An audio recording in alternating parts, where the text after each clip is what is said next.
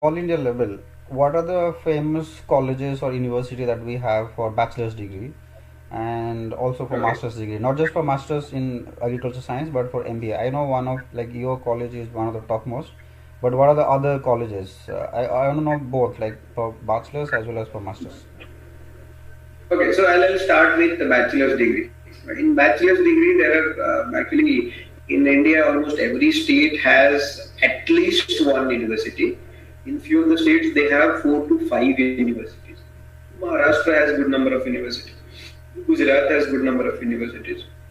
But if we say college-wise, uh, because I belong to Odisha, I'll feel proud about it. Okay. Odisha University of Agriculture and Technology is one of the reputed university, but we do not stand better when compared to Tamil Nadu Agriculture University or Govind Ballabh Pant Agriculture University and Technology that is in Uttarakhand.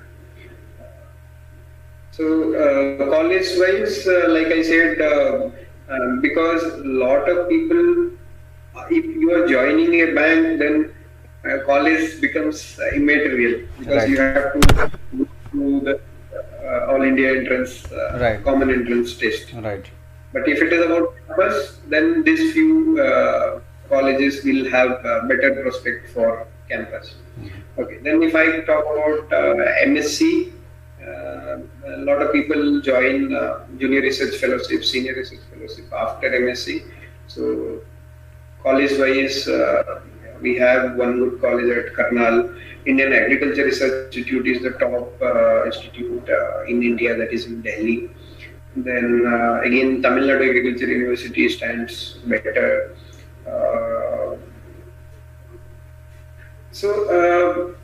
I will say that for very specific subject, different universities stand better. Suppose for horticulture, Solan University, Solan College is good because they do good horticulture. In Himachal, Mm-hmm. good horticulture activities are there. Mm-hmm. Or if we talk about floriculture, then Karnataka-based universities do better. If we talk about what you call oil seed, then Gujarat universities are better. If we talk about pulses, Madhya Pradesh universities are better. So based on the local condition of the crops that are grown in those area or the agriculture activities done in that area, those colleges stand better. Yeah. Now we're talking about the master's business administration program. There are two categories in it. One is MBA in agriculture or rural management. In rural management, we have very limited number of institutes. That is, one is the best one is Institute of Rural Management Anand, IRMA we call it. Then there is one Institute of Rural Management Jaipur. Then in Odisha we have one Kalinga Institute of Rural Management. Right. So these are best instituted in rural management.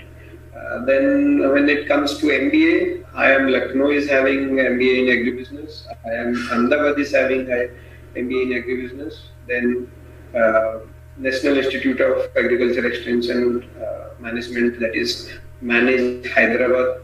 That is the best institute in agri extension. Then there is one more institute, that is National Institute of Agriculture Marketing, that is in Jaipur. And one more institute is there, Indian Institute of Forest Management, IIFM, Mm-hmm. that is Bhopal, in right? Yes. Bhopal. Yes. And one more is Vaikunt Nath Mehta College of Cooperative Management, that is Vamnikam in short, that is in Pune. So these are the few best institutes for uh, critical MBA or agribusiness management degrees. Okay, great. I also like to know opportunities abroad, right? Do you also have experience, your friends going abroad, making a career outside of India, or organizations that are based out of other countries but they are operating out of India? For example, Yes, UNESCO or World Health Organization, World Food Program. right. I know even many because I studied economics, so many of my friends who studied environmental economics, I remember there are few Correct. who are working with some food research organization in Delhi, but it's an organization from Washington, but it has its Right. branch in Delhi and they're working there. So, do you also have experience? Okay, students going abroad or maybe working in India, but working for companies that are based or organizations based out of other countries. Right. See, I'll take the first example is like you work in Rabobank, right? Yes. Rabobank has a lot of focus on agriculture. Yes. I have friends working there. Okay. A lot of people from India go there as what you call portfolio managers Right. because they have significant investment in countries like India and Asian countries basically. Yes. So, good number of people are there. Then internationally, there are few reputed organizations like CIMMYT, CIMMYT. So they do research on maize because maize is one of the major cereal. Then Indian Rice Research, International Rice Research Institute. Mm-hmm. That is also again for good opportunity for agriculture related subject people. Then in India we have one international institute that is ICRISAT, International Crop Research Institute for semi-arid tropics. They do a lot of research in millet-based foods. Mm-hmm. Then we have Food and Agriculture Organization (FAO). There is a World Food Program, UNESCO for its children nutrition addressing nutrition concerns in children. They also have opportunities. I have friends working in Asian Development Bank. Even I myself was for some time a consultant working under projects from World Bank and IFC. So internationally, these are the organizations. But if we talk about research and development, again, that has huge scope because a lot of agri-dominant countries like Israel, Netherlands, Switzerland, they have because a lot of MNCs in these inputs or dairy sectors are from these countries, Australia. So a lot of people also go there. In India today, all these farm equipments irrigation equipments are from majorly Israel. The high-tech cultivation that we do, hydroponics, aquaponics, these are from Israel. But on the cattle segment, this comes from the Western countries because all the big Nestle's, Danone, all these companies are from the Western. So, good amount of opportunities are there. Then you identified a right point about economics or environmental science today because of the focus being given a lot to the global greenhouse gas emission and all. People with agriculture background are getting what you call opportunities to work in this organization. So I know people working in even in what you call because the United Nations has different sustainability development goals. Yes. So under SDG, environmental, all this pollution or these matters are also a big concern. So when food is there, agriculture people are there. When economics is there, agriculture people are there. When research and development is there, agriculture people are there. When banking or rural development is there, agriculture people are there.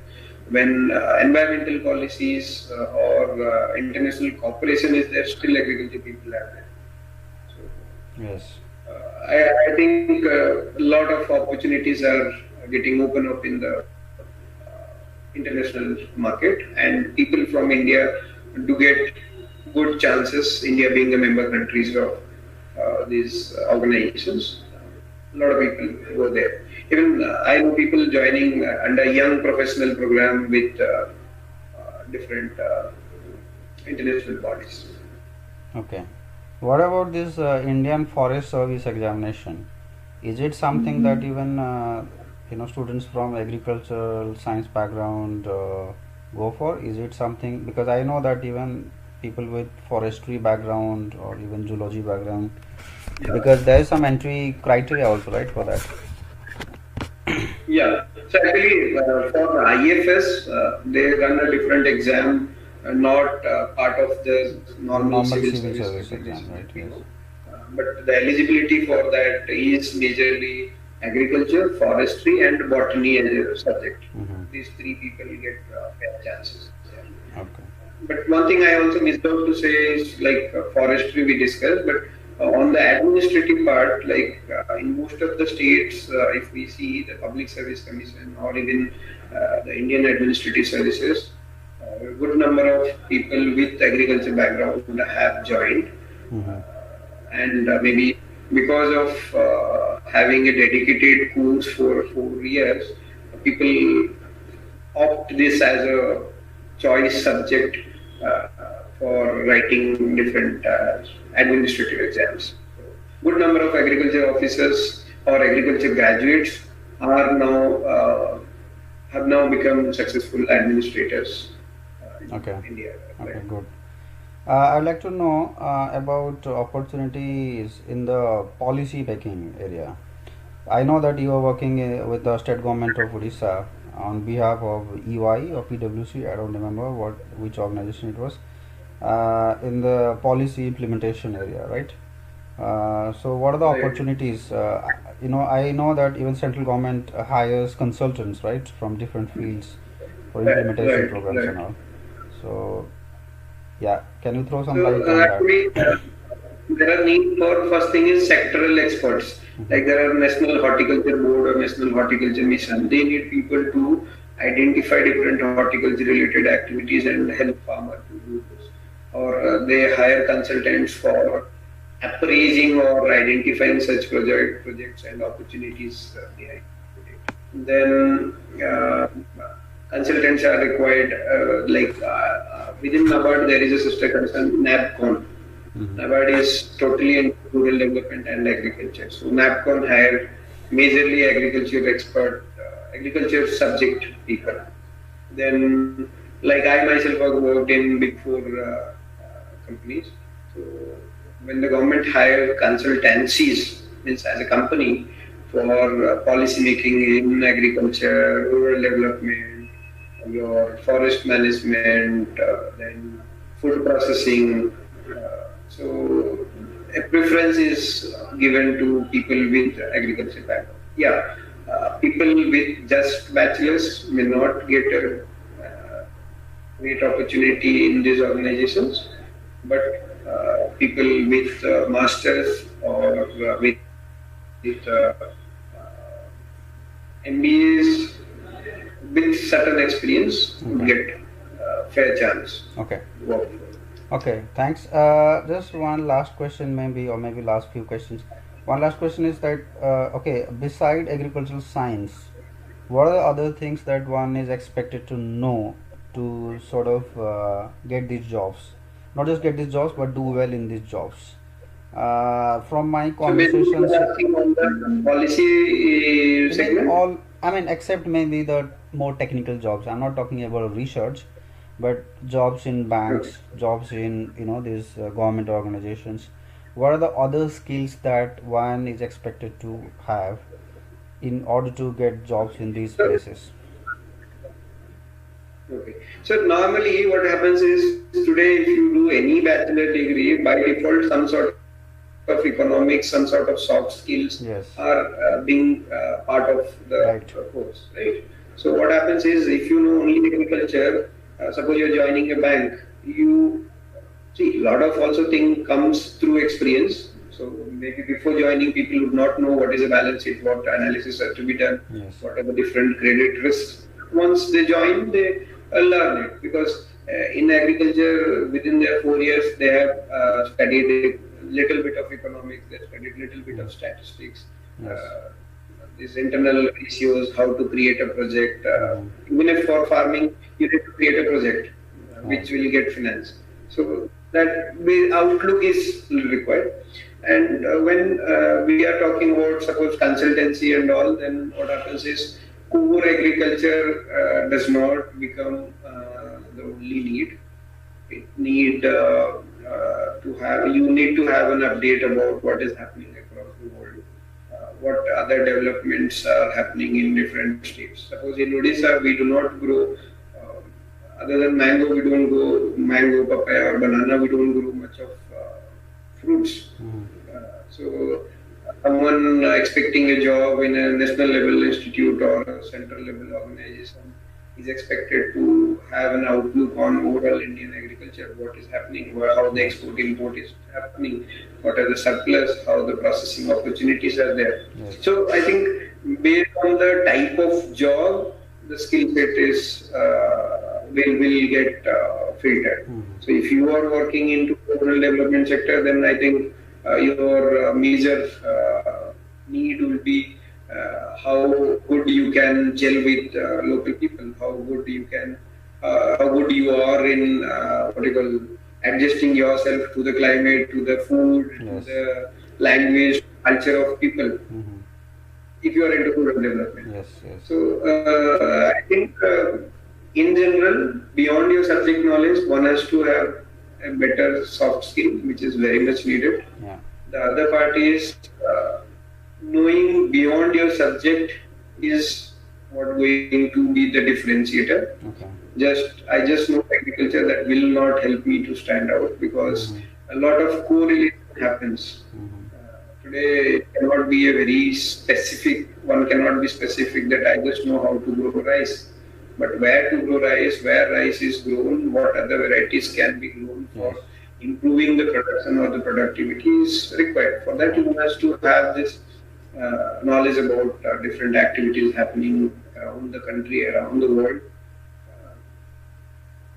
I believe Yeah.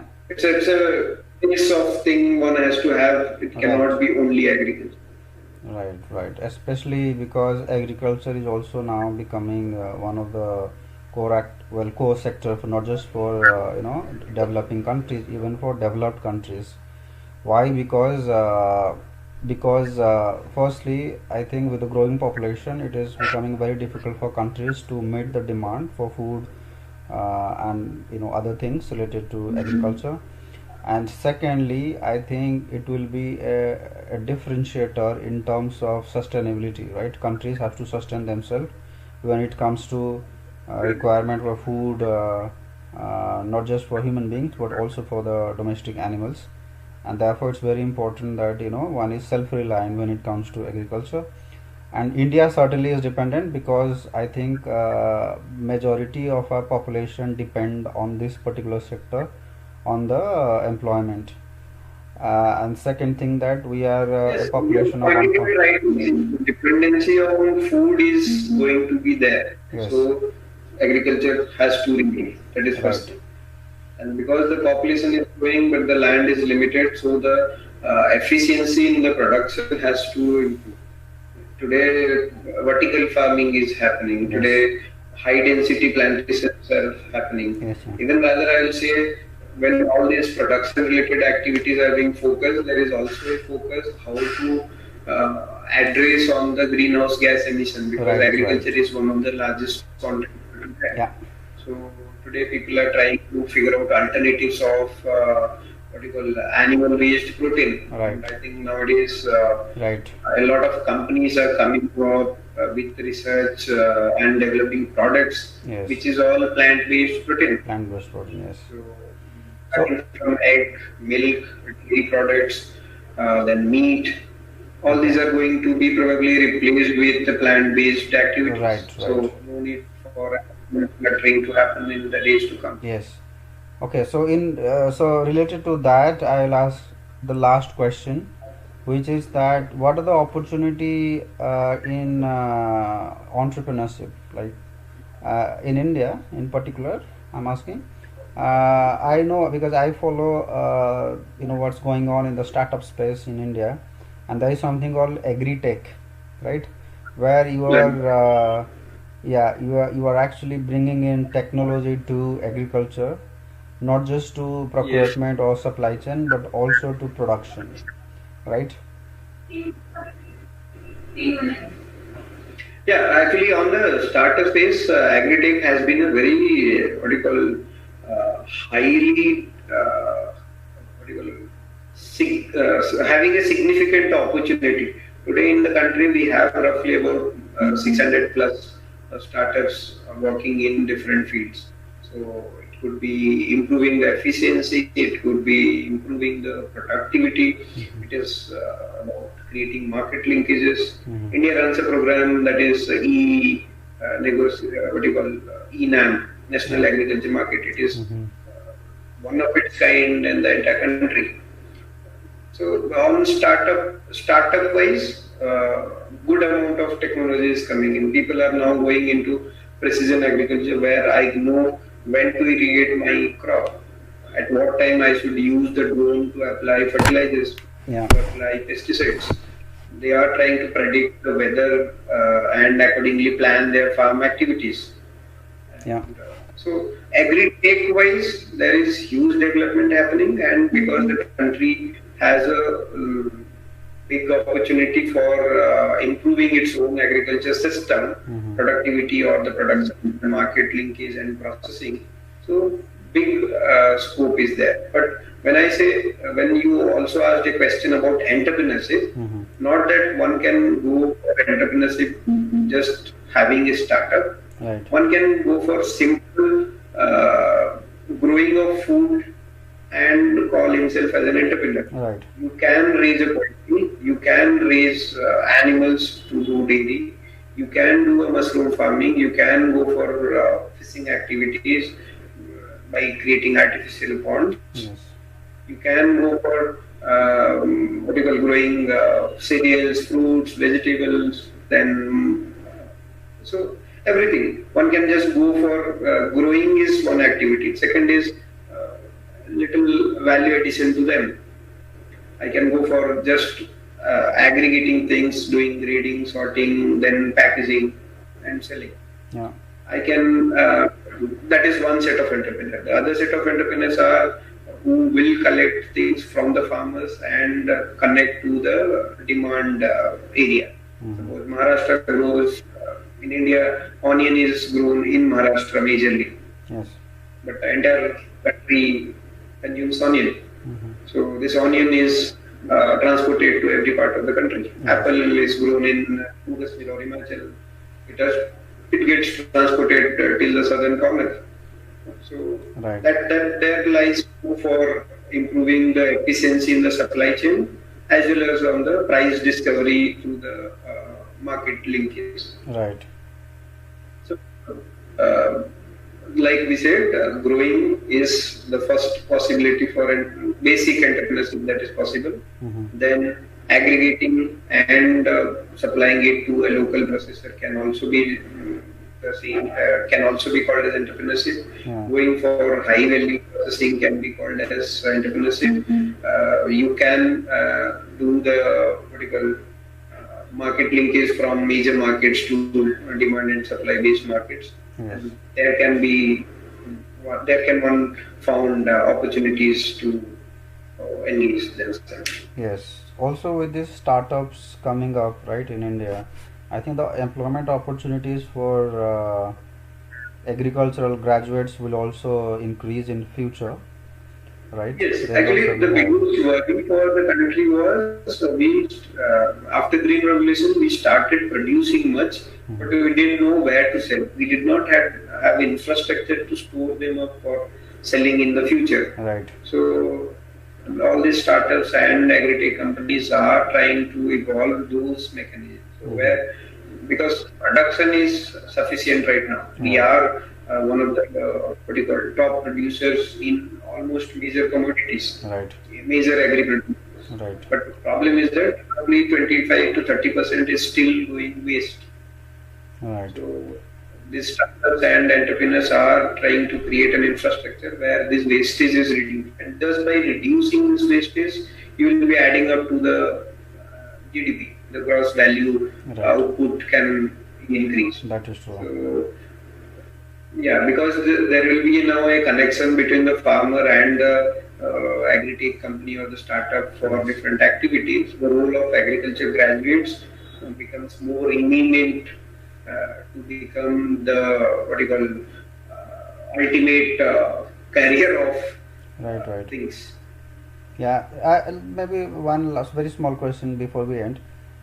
Do you also have private colleges that provide bachelor's Sorry, I could master. not hear you. Can you just No, come my again? question is that do you also have private colleges in India that offer these courses, or is just government colleges and universities?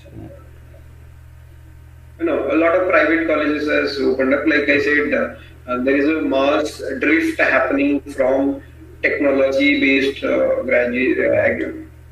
education, like BTech and all, Yes. to agriculture. So, Right. a lot of private colleges are operating in the country, and new colleges are coming up.